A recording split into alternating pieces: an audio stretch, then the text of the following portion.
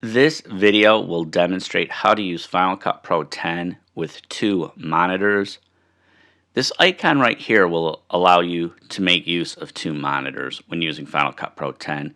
If I click it, we can tell that the viewer went to the second monitor. I'll unclick it. The reason why the viewer that you see right here goes to the second monitor when I click on that icon is because if we go over to Window, where it says Show in Second Display, I have it set for Viewer to Output. You can choose to have the browser or even the timeline output to the second monitor. What I want to do right now is just take a screen capture. I have overlaid the screen capture of the second monitor on top of the main monitor. You can tell it's a 16:9 aspect ratio. I am now going to set it to have the browser on the second monitor.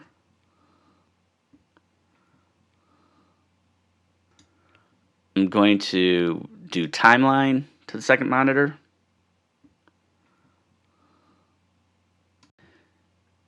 Now I'm going to go back and hit the viewer for the second monitor.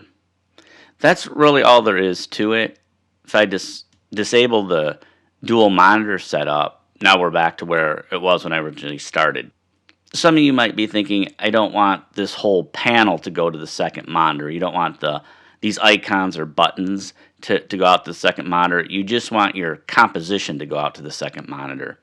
In order to do that, you just simply go to where it says Window. If you select AV Out, now just the composition is going to the second monitor. That's probably the way most of you want to use Final Cut Pro 10 with dual monitors.